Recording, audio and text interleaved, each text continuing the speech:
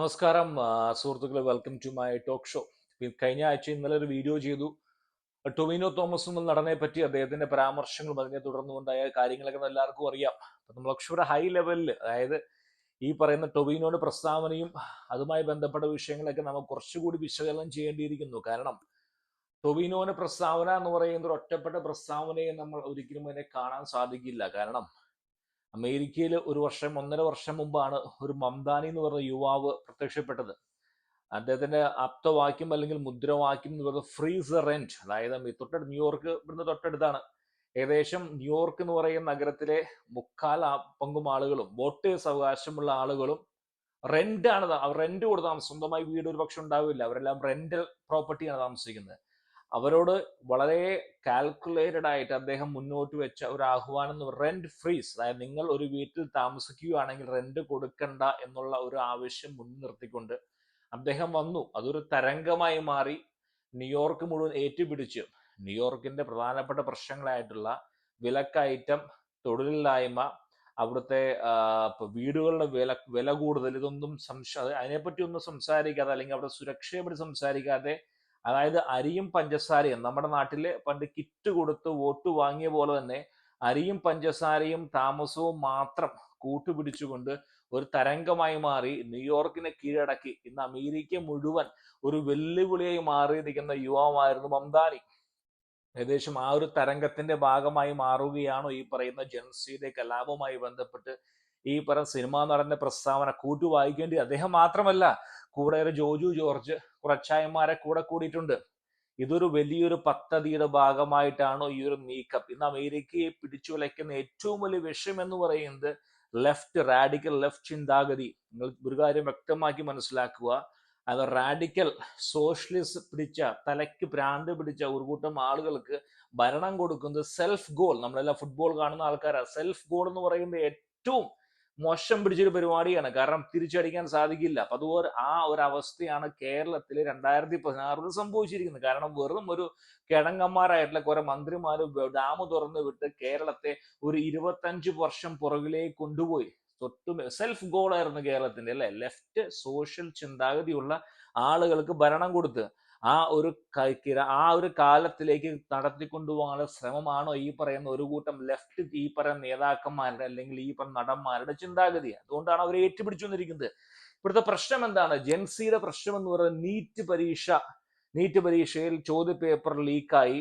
അവർ ഉന്നയിക്കുന്ന ചോദ്യങ്ങൾ തീർച്ചയായിട്ടും ന്യായമുള്ള ചോദ്യമാണ്, ഞാൻ കുറ്റം പറയുന്നില്ല. കാരണം ഇന്ത്യയിൽ എഡ്യൂക്കേഷൻ സിസ്റ്റം അങ്ങനെ സംഭവമേ ഇല്ല. ഇന്നും ഇന്ത്യയിൽ എഡ്യൂക്കേഷൻ സിസ്റ്റം ഇല്ല. എഡ്യൂക്കേഷനും ഇല്ല, സിസ്റ്റം ഇല്ല, ഒരു മാഫി മാത്രമാണ്. യാതൊരു ജൻസിയുടെ ചോദ്യങ്ങൾ തീർച്ചയായും ന്യായമുള്ളതാണ്. പക്ഷേ അവർ ആവശ്യപ്പെടുന്ന പരിഹാരം എന്ന് പറയുന്നത് ന്യായമുള്ള പരിഹാരമല്ല. മന്ത്രിയല്ല മാറ്റേണ്ടത്. അപ്പൊ ചിന്തിച്ചു നോക്കുക. എക്സാമ്പിൾ എന്ന് പറയുന്നത് 2019 ഒരു ഇന്ത്യയിൽ ഒരു റെയിൽവേ ഒരു കൂട്ടിമുട്ടൽ സംഭവിച്ചപ്പോൾ അശ്വിനിയായിരുന്നു ഇന്ത്യയുടെ സർനെയിം എനിക്കറിയാം.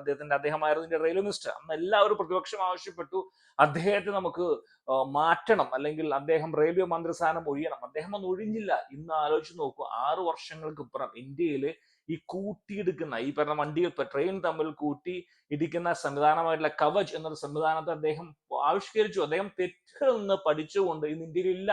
നമുക്ക് കേട്ടുകേൾവി പോലുമില്ല ട്രെയിനുകൾ തമ്മിൽ കൂട്ടിയിരിക്കുന്ന സംഭവം. കാരണം ആ പറഞ്ഞ ടെക്നോളജി അദ്ദേഹം വികസിപ്പിച്ചു. അതേപോലെ തന്നെ മന്ത്രി മാറിയാൽ എന്തു മാറ്റം? ഈ ഒരു പുതിയൊരു മന്ത്രി വരികയാണെങ്കിൽ പോലും, ഇപ്പൊ പ്രധാൻ മാറുകയാണെങ്കിൽ പോലും പുതിയൊരു മന്ത്രി വന്ന് പഠിച്ചു ഇറങ്ങുന്ന സമയമെടുക്കും. ഇവർ ആവശ്യപ്പെടുന്നത് എന്ന് പറയുന്നത് പരിഷ്കാരങ്ങൾ വേണം. ന്യായമാണ്. സിസ്റ്റത്തിലെ പരിഷ്കാരം വേണം. ഈ പറയുന്ന നീറ്റുമായി ബന്ധപ്പെട്ടതായാലും കോച്ചിങ് മാഫിയ തകർത്തേ പറ്റൂ. പക്ഷെ ജെൻസി ആവശ്യപ്പെടുന്ന ന്യായം, അല്ലെങ്കിൽ അവർ ആവശ്യപ്പെടുന്നത് മന്ത്രിയുടെ രാജിയും. ഓക്കെ, ഇനി കേന്ദ്ര സർക്കാർ ഇവരുടെ ആവശ്യങ്ങൾ ഉന്നയിച്ചുകൊണ്ട് രാജിവെച്ചു എന്ന് ചിന്തിക്കുക. നാളെ അവർ എന്തുകൊണ്ട് ഒരു പക്ഷെ മോഡിയുടെ രാജി വരെ ആവശ്യപ്പെടാം. ഒരു കാരണവശാലും അംഗീകരിച്ചു കൊടുക്കാൻ സാധിക്കില്ല നമുക്ക്. ഇന്ന് ഒരുപാട് ഞാൻ ചാനലുകളിലും ഒരുപാട് സംസാരങ്ങളിലും അച്ചായന്മാരുടെ ഗ്രൂപ്പുകളൊക്കെ ഞാൻ കാണുകയാണ്. ശ്രീമാൻ നരേന്ദ്രമോദിയെ ഇഡി അമീൻ, ഉഗാണ്ടയുടെ ഒരു 100-300ഓളം വർഷത്തിന് പുറകിലേക്ക് തിരിഞ്ഞു കൊണ്ടുപോയ ഇഡി അമീനെ തുല്യനാക്കുകയാണ്. ഞാൻ ചോദിക്കട്ടെ അച്ചായന്മാരെ, ഈ വിഷപ്പാമ്പ് നിങ്ങളുടെ കുടുംബത്തും വന്നു ചേരും. ഇന്ന് അമേരിക്കയിൽ ഇരുന്നു കൊണ്ട് ആർത്തുല്ലസിക്കുന്ന അല്ലെങ്കിൽ പൊട്ടിച്ചിരിക്കുന്ന അച്ചായന്മാരുടെ മക്കളൊക്കെ തലതിരിഞ്ഞു പോയിരിക്കുകയാണ്. 90%, 100% എന്നല്ല പറയുന്നത്, 50%-ഓളം ഐവി ലീഗിൽ നിന്ന് പഠിച്ചിറക്കുന്ന കുട്ടികൾ സോഷ്യലിസ്റ്റ് ചിന്താഗതി. കാരണം എന്തുകൊണ്ടാ? ശ്രീമാൻ നരേന്ദ്രമോദിയെ പോലെ നേതാവ് അമേരിക്ക ഇല്ലാതെ പോയി. നിങ്ങൾ പൊട്ടിച്ചിരിക്കുന്നുണ്ടായിരിക്കും ഇന്ന്. കാര്യമായ സത്യം പറയുന്നത്, ഇന്ന് അമേരിക്കയിലെ 90% അച്ചായന്മാരുടെ മക്കളും, ഞാൻ കഴിഞ്ഞ വീഡിയോ പറഞ്ഞല്ലോ, അക്കാഡമിക്കലി മുന്നോട്ടാണ്. പക്ഷേ തലതിരിഞ്ഞു പോയി ലെഫ്റ്റ് റാഡിക്കൽ ചിന്താഗതി ഈ പറയുന്ന ലോകത്തിന്റെ ഏറ്റവും വലിയ ആപത്താണ്.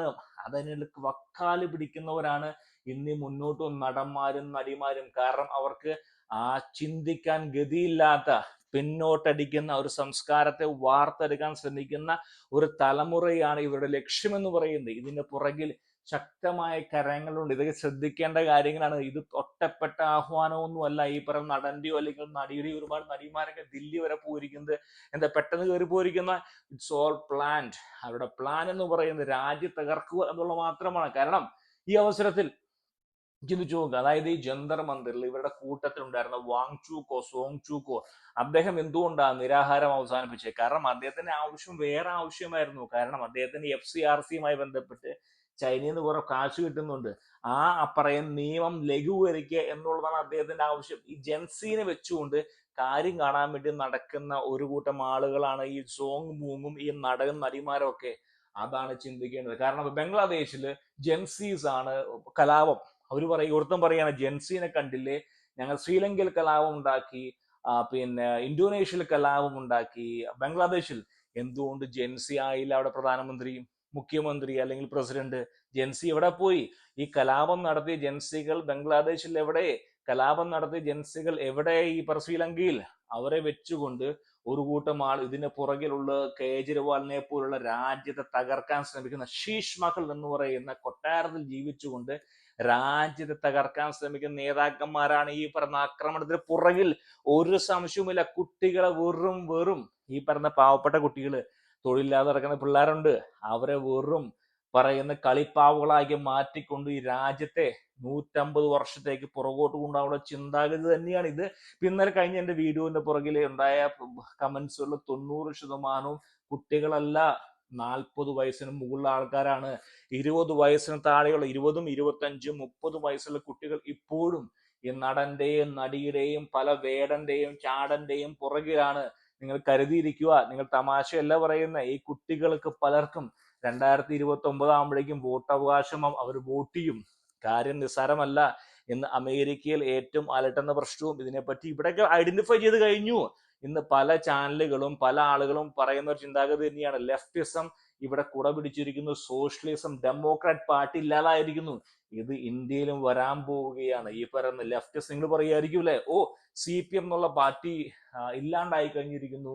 ആ CPM അല്ല വരാൻ പോകുന്നു. വേറൊരു CPM, വേറൊരു റാഡിക്കൽ ലെഫ്റ്റ് ചിന്താഗതിയുള്ള ഒരു CPM അല്ലെങ്കിൽ സോഷ്യലിസം വരുന്നുണ്ട്. അവരുടെ പുറകിലൂടെ ആൾക്കാരുണ്ട്. ഇപ്പൊ കണ്ടില്ലേ നടിമാര്, കണ്ടില്ലേ പല നടിമാരും നടന്മാരും അവതാരകന്മാരൊക്കെ, ഇവരായിരിക്കും വരാൻ പോകുന്നത്. ഇവര് വരും കാലഘട്ടത്തിൽ ഭീഷണി തന്നെയാണ്, യാതൊരു സംശയവും ഇല്ല എന്ന് ഉറക്കെ ഞാൻ വിളിച്ചു പറയുന്നു. സൂക്ഷിക്കുക, തലമുറ അപകടത്തിലാണ്.